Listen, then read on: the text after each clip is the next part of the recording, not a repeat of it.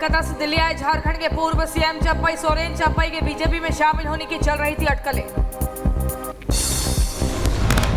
दिल्ली आने पर बोले झारखंड के पूर्व सीएम चंपई सोरेन। कहा निजी काम से दिल्ली आया हूं, किसी से मुलाकात नहीं होने की कही बात। अभी हम जहाँ पर है वहीं पर है जी जी है ना। हाँ। और अपना निजी काम में दिल्ली आया। घर से हटाया गया जेएमएम का झंडा। सरायकेला के घर से हटा जेएमएम का झंडा। जम्मू कश्मीर विधानसभा चुनावों को लेकर के बड़ी खबर। अकेले विधानसभा चुनाव लड़ेगी बीजेपी, किसी पार्टी से नहीं होगा गठबंधन। बीजेपी प्रदेश अध्यक्ष रविंद्र रैना ने किया बड़ा ऐलान। अधिकांश सीटों पर जम्मू कश्मीर में हम अपने दम पर चुनाव लड़ेंगे। पॉलिटिकल अलायंस कोई नहीं हो रहा। किसी भी राजनीतिक दल से बीजेपी का कोई गठबंधन नहीं होगा। बीजेपी नेता खविंदर गुप्ता का उमर अब्दुल्ला पर पलटवार। कहा कश्मीर की जनता ने इन लोगों को नकार दिया है, इन्होंने लोगों को गुमराह करने का काम किया। कोलकाता रेप केस के आरोपी संजय रॉय का साइकोलॉजिकल टेस्ट जारी। सीबीआई जानेगी आरोपी की मनोवैज्ञानिक स्थिति। आरजीकर अस्पताल के पूर्व प्रिंसिपल संदीप घोष से फिर पूछताछ। पहले ही 2 बार कई घंटों तक पूछताछ कर चुकी है सीबीआई टीम। कोलकाता के आरजीकर अस्पताल में तोड़फोड़ करने वाले अब तक 30 लोग हुए गिरफ्तार। 2 संदिग्धों की भी हुई पहचान।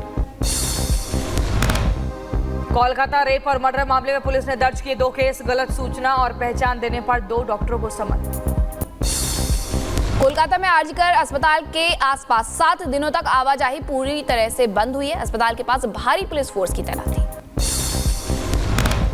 कोलकाता में हुई घटना को लेकर भारी विरोध प्रदर्शन। बड़ी संख्या में सड़कों पर एकजुट हुए डॉक्टर, लगाई इंसाफ की गुहार। कोलकाता में आरजीकर अस्पताल के बाहर जोरदार हंगामा हुआ। पोस्टर टांगे गए हैं हैंग द रेपिस्ट के और लोगों में दिखी खासी नाराजगी। महिला हत्याकांड को लेकर आईएमए का प्रदर्शन। केंद्र सरकार से की 5 मांगों को पूरा करने की अपील। आरजीकर अस्पताल के पूर्व प्रिंसिपल पर बीजेपी प्रवक्ता शहजाद पूनावाला ने उठाए सवाल। का पूर्व प्रिंसिपल को किसने दी है? मैसूर में सिद्धारमैया के समर्थन पर सड़क पर उतरे लोग। मुकदमा चलाने की मंजूरी को लेकर राज्यपाल और बीजेपी के खिलाफ नाराजगी जताई। कर्नाटक के मांड्या में भी सिद्धारमैया के समर्थन में सड़क पर उतरे हैं लोग। राज्यपाल के खिलाफ की नारेबाजी। राज्यपाल को बर्खास्त करने की मांग की गई। एआईएम-पीएलबी ने यूसीसी का विरोध किया। कहा मुस्लिम पर्सनल लॉ से नहीं करेंगे समझौता। बोली सेक्युलर सिविल कोड मंजूर नहीं। All India Muslim personal law board की तरफ से यूसीसी के विरोध किए जाने पर बोले स्वामी चक्रपाणी महाराज। कहा समान नागरिक संहिता लाने के लिए प्रयास को अस्वीकार करना अति निंदनीय। यूनिफॉर्म सिविल कोड को लेकर बोले वीएचपी प्रवक्ता विनोद बंसल। कहा जब से यूनिफॉर्म सिविल कोड की बात हुई है तब से कुछ लोगों को नींद नहीं आ रही है। अखिलेश यादव और मायावती का सोशल मीडिया पर पोस्ट। लेटरल एंट्री के जरिए सीधी भर्ती को बताया संविधान के खिलाफ। 2 अक्टूबर से आंदोलन करने का ऐलान भी किया। मुंबई के सायन अस्पताल में महिला डॉक्टर से बदसलूकी। मरीज के तीमारदारों पर मारपीट का आरोप। सभी आरोपी अस्पताल से फरार। उत्तर प्रदेश के बुलंदशहर में सो रहे शख्स की हत्या। पुलिस ने रंजिश के चलते जताई हत्या की आशंका। आरोपियों की तलाश में जुटी पुलिस। यूपी के संभल में शव मिलने से हड़कंप मचा। शरीर पर कई जगह शव के निशान मिले। वहीं परिजनों ने हत्या की आशंका जताई।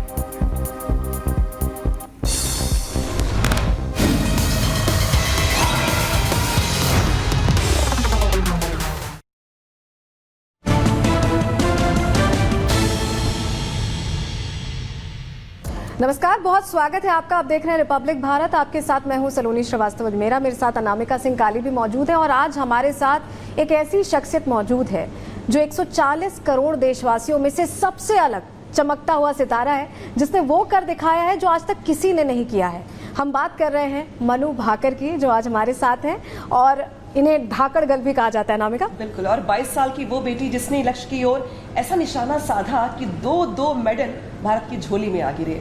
और शुरुआत करेंगे बातचीत की उनसे। मनु भाकर, पहले तो आपको बहुत बहुत बधाई पूरी टीम की ओर से, देशवासियों की ओर से। शुरुआत संघर्षों से सफलता की ओर चलते हैं। पहला तो ये कि श्रेय किसको देंगी अपनी सफलता का, और दूसरा सवाल मेरा इसी के साथ जुड़ा हुआ ये कि लड़खड़ाना, गिरना, उठना, भागना और सफल होना, ये सफर कैसा रहा आपका? पहले तो श्रेय मैं किसी एक व्यक्ति को तो नहीं दे सकती हूँ, क्योंकि पूरी टीम का काम होता है, पूरी टीम की मेहनत होती है पीछे। और बिहाइंड द सीन्स जैसे कहते हैं ना, बिहाइंड द सीन्स बहुत बड़ी टीम काम करती है। चाहे वो कोचेस हों, चाहे पेरेंट्स हों, चाहे मतलब पूरी फैमिली का सपोर्ट हो, चाहे बाकी एडमिनिस्ट्रेशन का सपोर्ट हो। तो आई थिंक हम सब की जो मेरी पूरी टीम है उन सब की वजह से आज मैं यहाँ पहुँच पाई हूँ। और जहाँ तक सफ़र की बात करेंगे तो आई वुड से कि सफर से मैं याद दिला रही हूँ आपको, जो पिछली बार आप असफल हो गई थी, टोक्यो की बात कर रहे हैं, टोक्यो की जी, बात जी, कर जी। रहे हैं। जुटाई आपने, उठ खड़े हुए और आपने 2-2 झोली में मेडल लाके दिए हैं।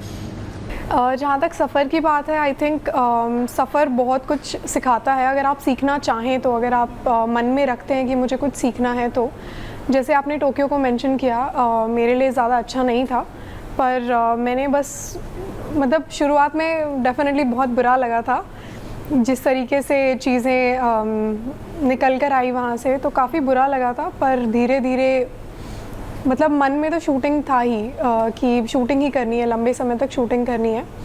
बीच में 1-2 बार हुआ था जब विल पावर एकदम कर गई थी कि बस अब और नहीं हो रहा, अब और नहीं हो रहा। उस टाइम पे भी पुश किया, मेरे कोच की इसमें काफ़ी अहम भूमिका रही है, जसपाल सर की उन्होंने काफ़ी पुश किया मुझे जब मेरा थोड़ा सा फेज़ अच्छा नहीं चल रहा था। और पेरेंट्स ने काफ़ी सपोर्ट किया कि नहीं नहीं तुम अपने मन लगा के करते रहो, जब तक मन करे करो, चाहे रिज़ल्ट आए नहीं आए। तो आई थिंक उस समय जब आप अच्छा नहीं करते हो, उस समय वो पुश मिलना बहुत ज़रूरी होता है किसी भी करियर में।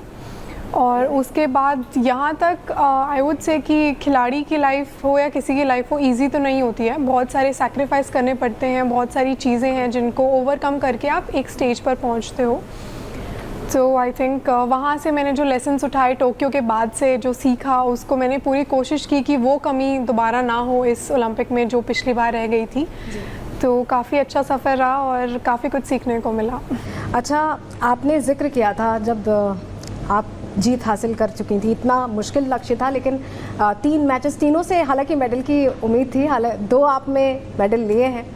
आप पहली ऐसी महिला हैं, भारतीय महिला मतलब शूटिंग स्टार जो इस तरह से जीत हासिल कर पाई। ज़रा ये बताइए, वो जो फीलिंग थी, वो जो मतलब एक होता है कि रश्ड हो जाते हैं, आप जैसा टोक्यो का जिक्र भी कर रही हैं, आपने अपने आप को बहुत केंद्रित रखा, आपने गीता का भी जिक्र किया कि गीता को आप फॉलो करती हैं, जनरेशन जी गीता को फॉलो करे तो ये थोड़ा सा मुश्किल लगता है, लेकिन आप क्या वाकई इंस्टा वाले ज़माने में गीता के श्लोक पढ़ के कोई अगर खुद को मोटिवेट करे तो ये मोटिवेटिंग है, एक्चुअली मोटिवेटिंग है। मुझे पता नहीं जेन-ज़ी क्या होता है, पर जेन-ज़ी मतलब जो 1997 से 2000 में बॉर्न होते हैं वो जेन-ज़ी हैं, और आप भी जेन-ज़ी ही हैं। अच्छा, और हम मिलेनियल्स हैं। यानी कि आपकी एज काफ़ी कम है, जो एक रील का दौर चल रहा है, जो एक नई जनरेशन है